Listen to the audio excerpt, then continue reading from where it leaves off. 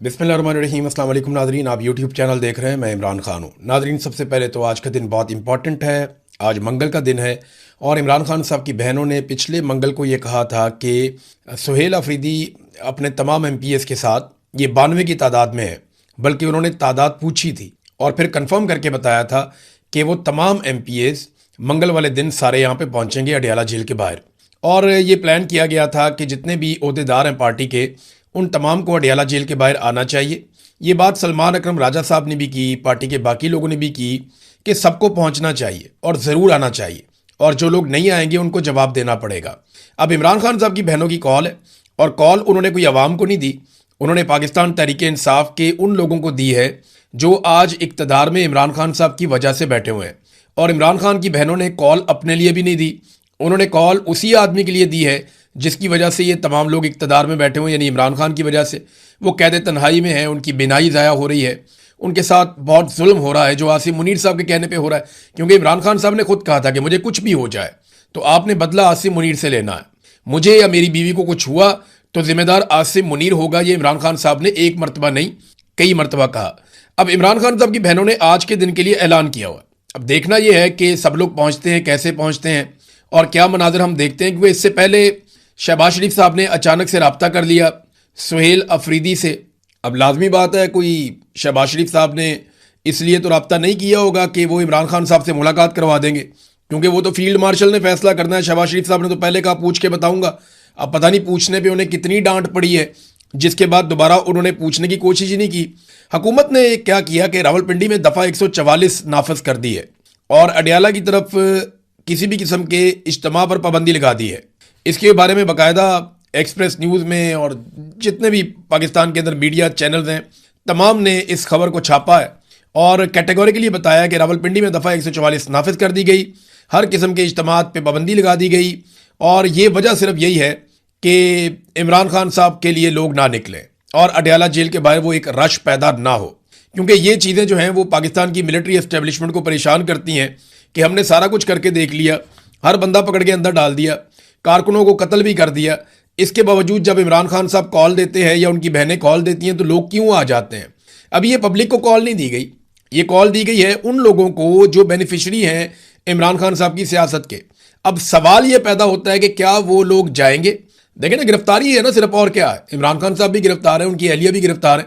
अब इनमें से कोई इमरान खान से तो बड़ा नहीं है ना। अगर इमरान खान साहब गिरफ्तारी दे सकते हैं और इतनी सख्त जेल काट सकते हैं तो ये लोग तो इमरान खान के बेनिफिशरी हैं, इन्हें भी फिर जेल काट लेनी चाहिए। तो इनको आज बड़े इम्तिहान में डाल दिया गया है। देखें इनके साथ क्या होता है या ये क्या करते हैं। एक और खबर नाजरीन चलवाई जा रही है, और ये खबर कुछ ऐसे लोगों से चलवाई जा रही है जो लोग मशहूर हैं इस हवाले से कि जब भी कभी किसी चीज़ का माहौल बनाना होता है या पब्लिक को चेक करना होता है तो ये लोग खबरें मार्केट के अंदर फेंकते हैं। खबर मार्केट में ये फेंकी जा रही है कि एक और आईनी तरमीम करके फील्ड मार्शल आसिम मुनीर साहब सदर पाकिस्तान बनना चाहते हैं, और वो ये चाहते हैं कि सदर का ओहदा उनके पास रहे। ये मुबैना तौर पे वो लोग कह रहे हैं जो मार्केट में खबरें फ्लोट करने के मास्टर हैं, और उन्होंने कहा कि ये आईनी तरमीम भी करवा ली जाएगी।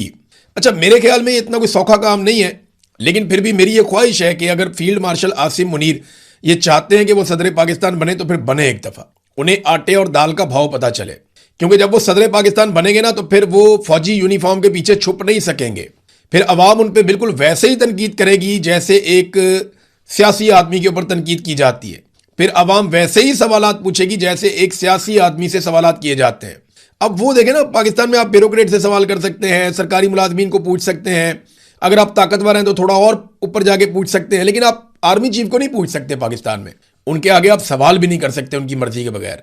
ये एक मुकद्दस गाय बनाया हुआ है ना इस ओहदे को। तो जब ये किसी दूसरे ओहदे पे आएंगे तो इनको आटे दाल का भाव पता चलेगा। लेकिन ये इतना आसान नहीं है। आसिफ अली जरदारी साहब को कम से कम जो देना पड़ेगा वो बिलावल जरदारी को वजीर आजम बनाना पड़ेगा। तो क्या शहबाज शरीफ इसके लिए तैयार है? क्या नवाज शरीफ इसके लिए तैयार है? पाकिस्तान का इन लोगों ने भट्टा बिठा दिया है, इकॉनमी मुकम्मल तौर पर तबाह कर दी है, कर्जे इतने ज्यादा ले लिए हैं कि कोई भी हुकूमत आकर इन कर्जों को नहीं उतार पाएगी। महंगाई इतनी बढ़ा दी है कि अब ये महंगाई कम नहीं हो पाएगी।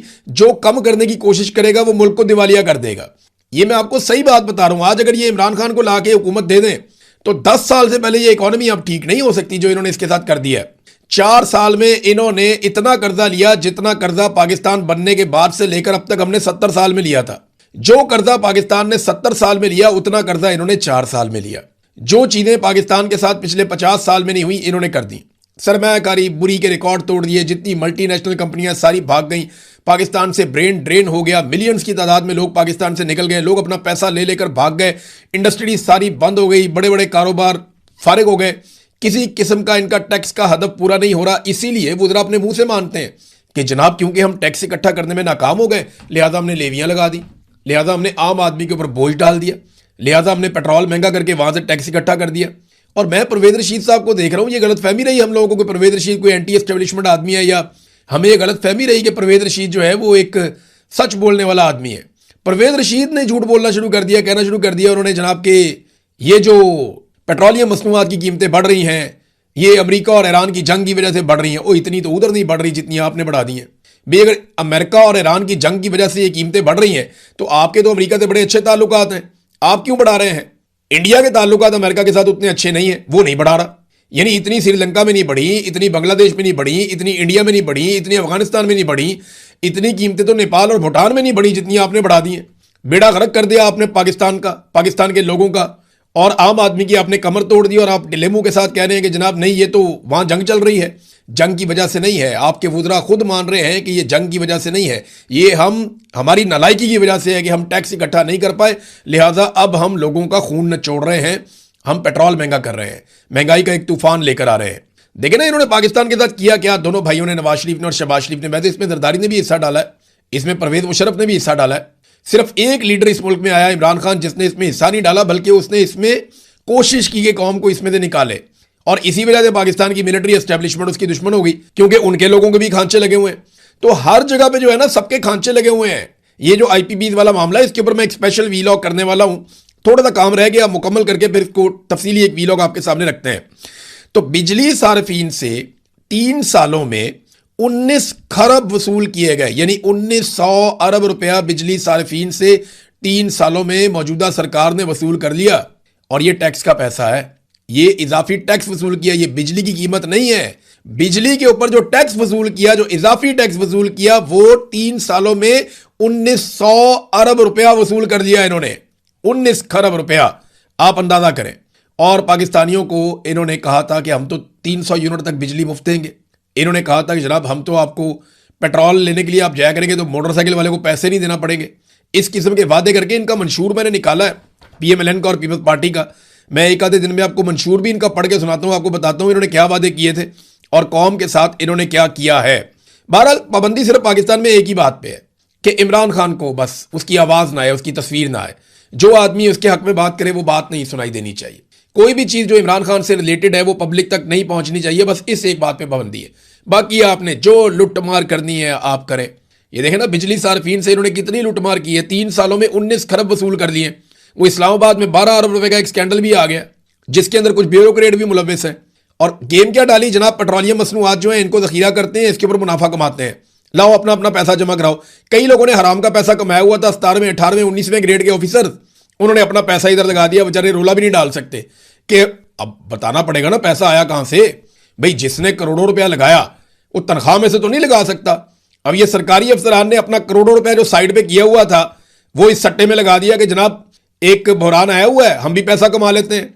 जैसा कि मुबैना तौर पे कहा जा रहा है कि बहुत सारे सरमायादार मिडिल ईस्ट में पैसा कमा रहे हैं, उन्हें पहले ही पता चल जाता है कि अब डोनाल्ड ट्रंप ने क्या कहना है और अब किस किस्म का स्टेटमेंट आएगा, अब लड़ाई वाला माहौल बनेगा या अब अमन वाला माहौल बनेगा, कीमत $10 नीचे जाएगी या $5 ऊपर जाएगी, वो उनको पहले से आइडिया होता है, वो पैसा बना रहे हैं।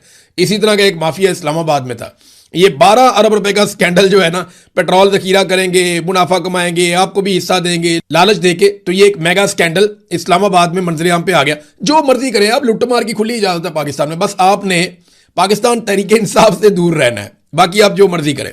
फजलुर रहमान साहब को आज समझ आई होगी, जैसे कि जरदारी साहब को अब समझ आ रही है, जैसे कि बिलावल को अब समझ आ रही है कि ब्रूट मेजोरिटी होती क्या है। जब डंडा दे के इनसे करवाया जाएगा ना आईनी तरमीम पे दस्तखत, जब 28वीं आईनी तरमीम पे इनसे दस्तखत करवाए जाएंगे और इनसे वोट लिए जाएंगे, तो तब इन्हें मजा आएगा और पता चलेगा कि ब्रूट मेजोरिटी होती क्या है। फजलुर रहमान साहब को सबने समझाया, मैंने उस वक्त भी कहा था कि बारी बारी सबकी बारी, लेकिन उस वक्त इनकी मौजें लगी हुई थी, इनको मजे आ रहे थे। आज फजलुर रहमान साहब कौमी असेंबली में तकरीर कर रहे थे, उनकी आवाज ही काट दी। आप अंदाजा करें कि फजलुर रहमान की भी आवाज बंद कर दी, जिसने इमरान खान की हुकूमत गिराने में मरकजी किरदार अदा किया था और एस्टेब्लिशमेंट का सबसे मेन मोहरा बना था। फजलुर रहमान साहब ने मेन मोहरे के तौर पे अपनी ड्यूटी की थी और उस वक्त इमरान खान की हुकूमत गिराने में सबसे कलीदी किरदार अदा किया था।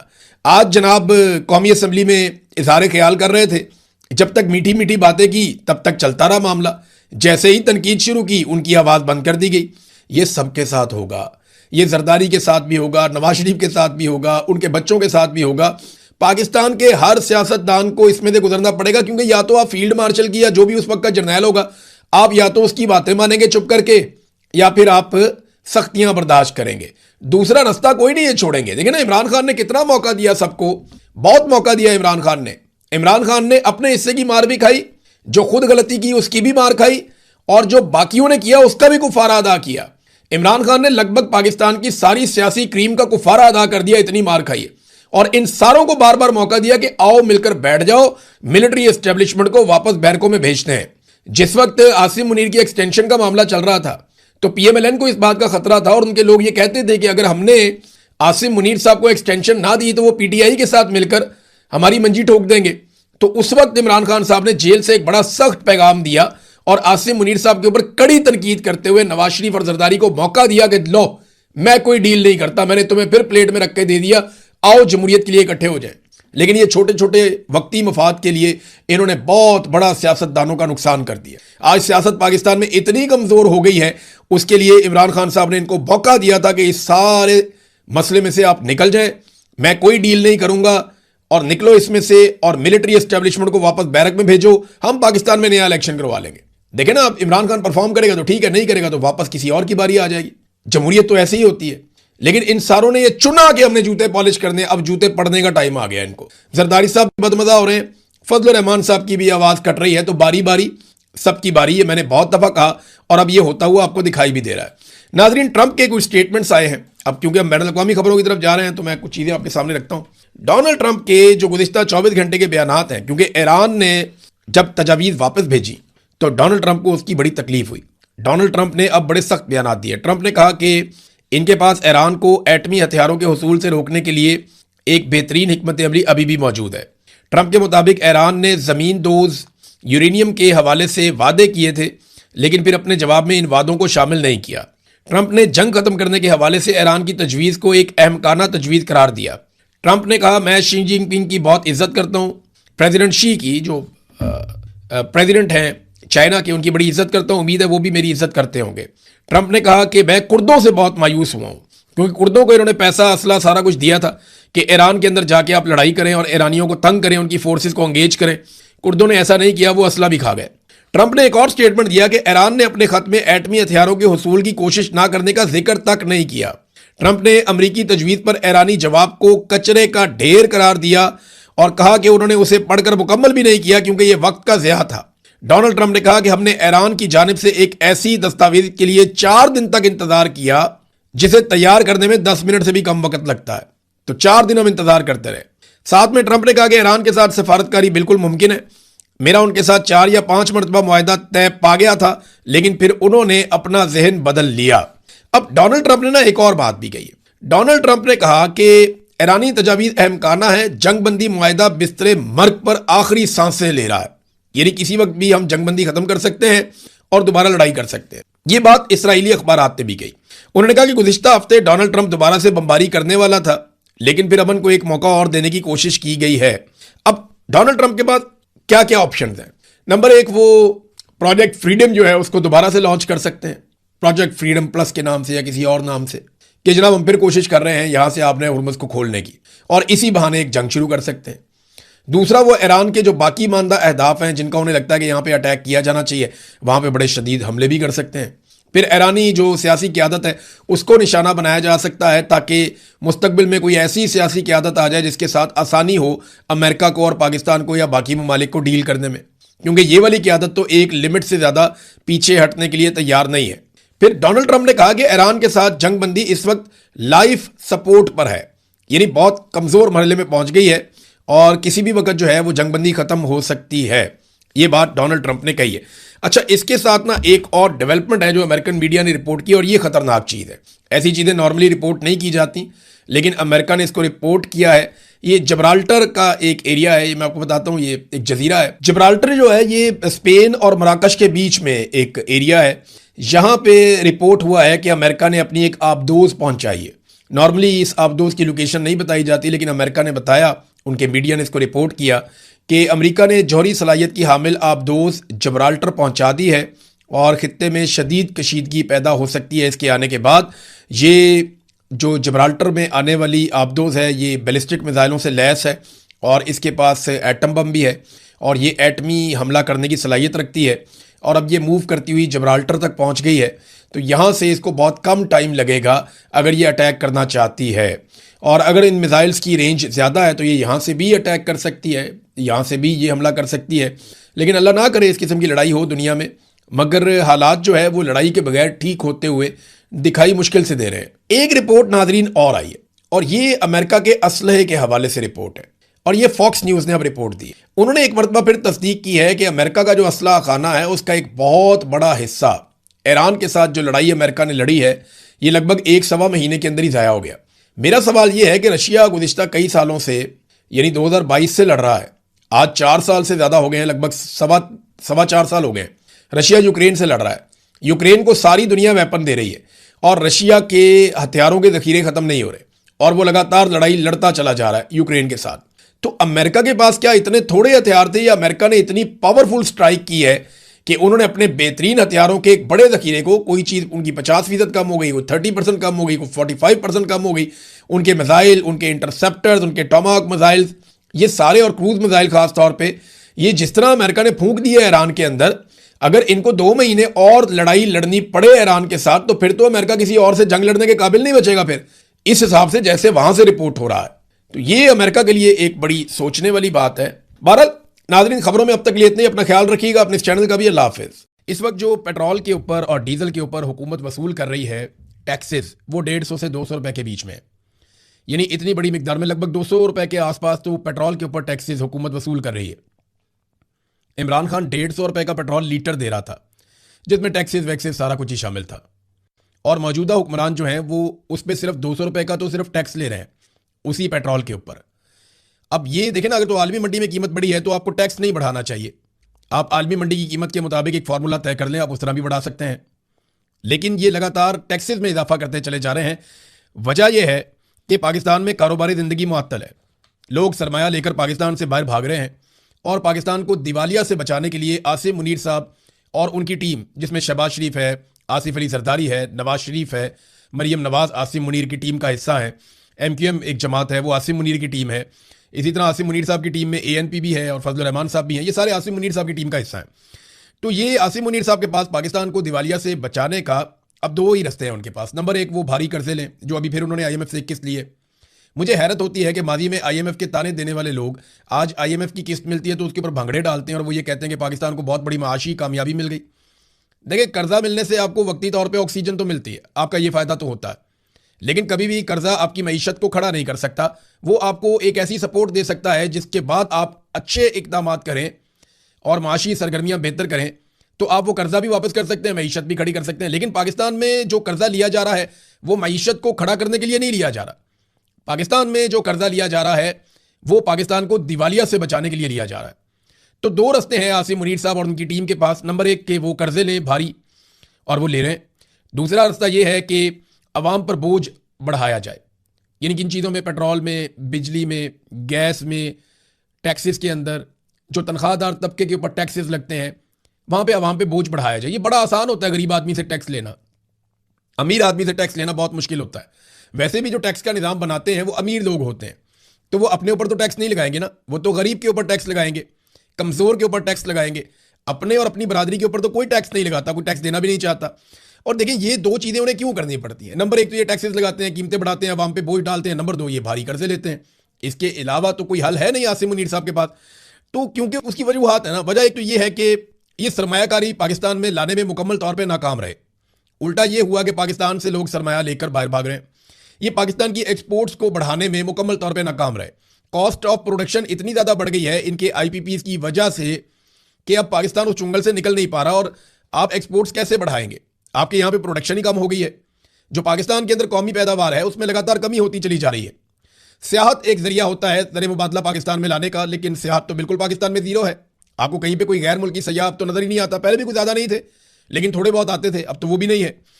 मुल्क में मुआशी सरगर्मियाँ तेज करने से कुछ बेहतरी आ सकती थी, लेकिन आप देखें चाहे वो रियल स्टेट हो, यानी जो आपका प्रॉपर्टी का कारोबार है, वो भी डाउन है। कोई बंदा प्लॉट खरीदने के लिए तैयार नहीं है, लोग बेच रहे हैं। कोई बंदा फाइल खरीदने की तैयार नहीं है, लोग बेच रहे हैं। जितनी भी प्रॉपर्टी है पाकिस्तान में, सबकी कीमतें नीचे चली गई कि कोई खरीद ले, लेकिन कोई खरीदेगा तो हुकूमत को टैक्स जाएगा ना। तो हर शोबे के अंदर इसी तरह से जो माशी तरक्की का एक पहिया है वो रुका हुआ है। माशी सरगर्मियां पाकिस्तान में लगभग मुअत्तल हो गई हैं। तो इन चीज़ों में मुकम्मल तौर पे आसिम मुनीर साहब और उनकी टीम नाकाम रही। अब उसकी वजह से इन्हें करना क्या पड़ता है, कभी पेट्रोल पे टैक्स, कभी डीजल पे टैक्स, कभी बिजली पे इजाफी टैक्स, कभी इजाफी बिल। अब लोगों को 100 यूनिट का, बेचारों का, कई लोगों का इससे भी कम वो बिल होता है। इतने भी यूनिट उन्होंने नहीं चलाए हुए होते और उनको ऐसे बिल आ जाते हैं जो माजी में अच्छे खासे लोगों को आते थे।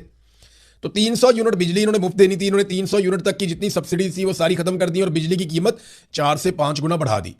लगभग पाकिस्तानियों को जो इस वक्त एवरेज एक यूनिट पड़ता है वो 60 रुपए से ज्यादा का पड़ता है। यानी कहाँ पे एक एवरेज यूनिट माजी में जो गरीब पाकिस्तानी थे उनके लिए 14 रुपए 15 रुपए हुआ करता था, 16 रुपए हुआ करता था। आज वो यूनिट जो है वो 60 रुपए से ऊपर हो गया, क्योंकि आसिम मुनीर साहब के पास और उनकी टीम के पास पाकिस्तान को चलाने के लिए कोई फॉर्मूला, कोई मुआशी हिकमत अमली नहीं है। ये एक तरफ जश्न मना रहे थे और एक तरफ पेट्रोलियम मसनूआत की कीमतों में इजाफा कर रहे थे। ये